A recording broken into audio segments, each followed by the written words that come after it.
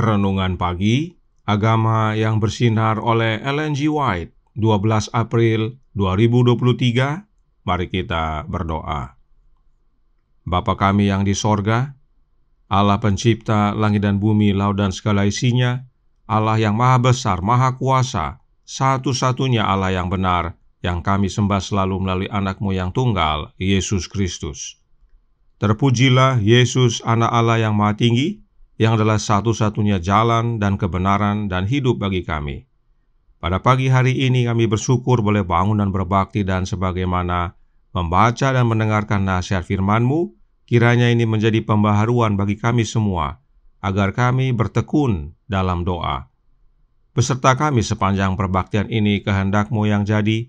Ampun kami akan dosa dan salah, karena kami berdoa hanya dalam nama anak Allah yang tunggal, Yesus Kristus, yang adalah Tuhan dan Juru Selamat kami. Amin. Renungan hari ini akan dibacakan oleh Ibu Susanti Pasaribu. Kepada Ibu Susanti, kami persilahkan. Shalom, selamat pagi bagi kita semua. Bacaan renungan kita pada pagi hari ini berjudul Saat Terus Berdoa. Ayat intinya terdapat pada Roma 12 ayat 12. Bersukacitalah dalam pengharapan, sabarlah dalam kesesakan, dan bertekunlah dalam doa. Berbahagialah manusia yang ditegur Allah, karena dialah yang melukai, tetapi juga yang membebat, dia yang memukul, tetapi yang tangannya menyembuhkan pula. Dari 6 macam kesesakan, engkau diluputkannya, dan dalam 7 macam, engkau tidak kena malapetaka. Kepada setiap orang yang terpukul, Yesus datang dengan pelayanan penyembuhan. Kehidupan berduka, rasa sakit, dan penderitaan dapat dicerahkan oleh penyingkapan berharga akan hadirat-Nya. Allah tidak ingin kita tetap tertekan oleh kesedihan yang bodoh. Dengan hati yang sakit dan hancur, Dia ingin kita melihat ke atas dan melihat wajah kasih-Nya yang terkasih. Juru Selamat yang diberkati berdiri di dekat banyak orang yang matanya begitu dibutakan oleh air mata sehingga mereka tidak dapat melihat Dia. Dia rindu untuk menggenggam tangan kita, agar kita memandang kepadanya dengan iman yang sederhana, mengizinkan Dia untuk membimbing kita. Hatinya terbuka untuk kesedihan kita, duka kita, dan pencobaan kita. Dia telah mengasihi kita dengan kasih yang abadi, dan dengan cinta kasih melingkupi kita. Kita dapat menjaga hati tetap padanya dan merenungkan cinta kasih-Nya sepanjang hari. Dia akan mengangkat jiwa, mengatasi kesedihan dan kebingungan sehari-hari ke alam kedamaian.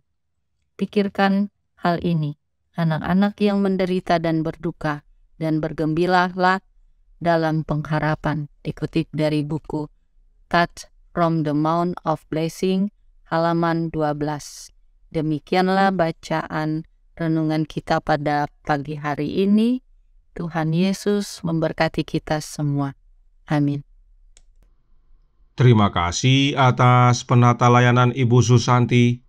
Tuhan Yesus memberkati. Selamat pagi saudaraku dalam Tuhan. Renungan hari ini berkata, berbahagialah manusia yang ditegur Allah. Mengapa demikian? God's Amazing Grace halaman 240 paragraf 3 berkata, fakta bahwa kita dipanggil untuk menanggung pencobaan menunjukkan bahwa Tuhan Yesus melihat dalam diri kita sesuatu yang berharga yang ingin Dia kembangkan. Jika Dia tidak melihat apapun dalam diri kita yang dengannya Dia dapat memuliakan nama-Nya, Dia tidak akan menghabiskan waktu untuk memurnikan kita. Dia tidak melemparkan batu yang tidak berharga ke dalam tungku-Nya. Adalah biji berharga yang Dia murnikan.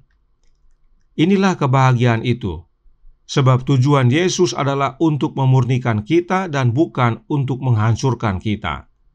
Renungan hari ini berkata, karena Dialah yang melukai, tetapi juga yang membebat. Dia yang memukuli, tetapi yang tangannya menyembuhkan pula. Sebab kepada setiap orang yang dihajar, Yesus datang dengan pelayanan untuk menyembuhkan. Itulah pentingnya kita bertekun dalam doa.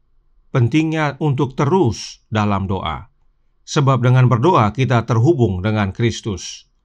The Review and Herald, tanggal 8 Desember tahun 1904, paragraf 9 berkata, "Berdoa dengan rajin sangat perlu. Janganlah biarkan ada sesuatu yang merintangi engkau.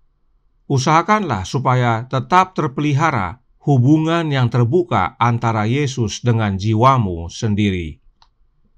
Hubungan dengan Yesus melalui doa harus terpelihara, sebab Yesuslah yang mengerjakan pemurnian kita.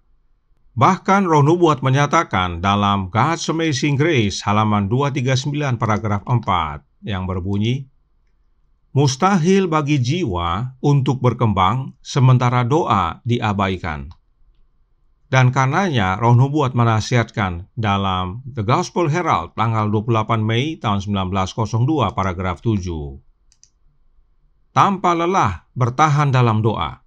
Allah tidak berkata, 'Berdoalah sekali, dan aku akan menjawabmu.' Firman-Nya adalah berdoa, bertekunlah dalam doa.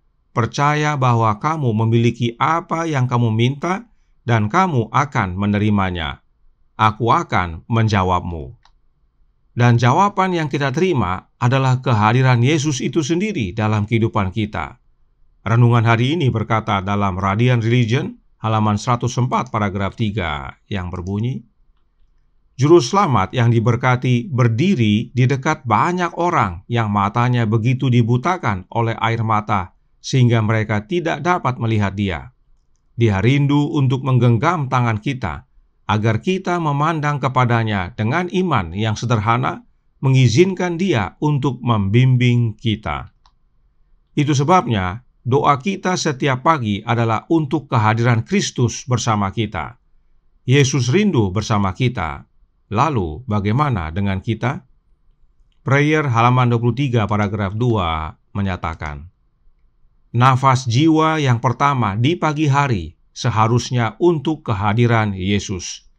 Di luar aku," dia berkata, "kamu tidak dapat berbuat apa-apa." Yesuslah yang kita butuhkan. Terangnya, hidupnya, rohnya harus menjadi milik kita terus-menerus. Kita membutuhkan Dia setiap jam. Kehadiran Kristus dalam hidup kita harus terus-menerus. Kita harus minta dan kita minta setiap jam agar terang Kristus, hidup Kristus, dan rohnya Kristus menjadi milik kita terus-menerus. Inilah makna untuk terus berdoa, bertekun dalam doa. Kemudian serahkan diri kita kepada Allah untuk Dia gunakan.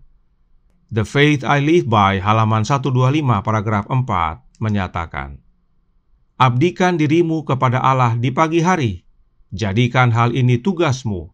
Biarlah doamu menjadi, 'Ambillah aku, ya Tuhan, sebagai milik-Mu sepenuhnya. Aku meletakkan seluruh rencanaku di kaki-Mu. Gunakan aku hari ini dalam pelayanan-Mu. Tinggallah bersamaku dan biarkan semua pekerjaanku dilakukan di dalam Engkau.'" Bagaimana Allah tinggal bersama kita?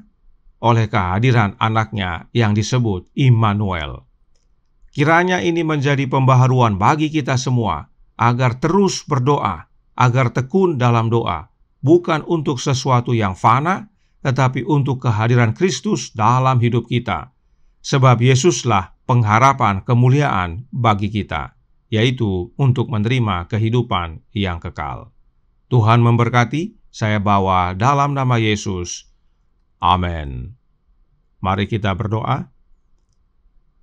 Bapa kami yang di sorga, Allah pencipta langit dan bumi, laut dan segala isinya, Allah yang maha besar, maha kuasa, sumber segalanya, yang kami sembah selalu melalui anak-Mu yang tunggal, Yesus Kristus. Terima kasih atas nasihat yang indah pada pagi hari ini, yang menasihatkan kami untuk terus berdoa, bertekun dalam doa. Sebab itulah wujud hubungan kami yang terbuka dengan Yesus Kristus. Dan melalui hubungan yang terbuka tersebut dengan Yesus, kami dapat menerima secara terus-menerus akan terangnya, hidupnya, dan rohnya. Adalah kebutuhan kami setiap jam untuk memiliki Kristus dalam hidup ini, sehingga kami dapat Engkau gunakan ya Bapa dalam kehidupan ini untuk bekerja dalam pelayanan-Mu. Karenanya tolong kami ya Bapa, curahkan roh anak-Mu dalam hati ini. Tinggallah dalam kami ya Yesus, karena hanya oleh kehadiran-Mu dalam hidup ini kami dapat berbuah. Di luar Engkau kami tidak dapat berbuat apa-apa. Beserta kami sepanjang hari ini kehendak-Mu yang jadi. Ampun kami akan dosa dan salah, karena kami berdoa hanya dalam nama Anak Allah yang tunggal, Yesus Kristus, yang adalah Tuhan dan Juru Selamat kami. Amin.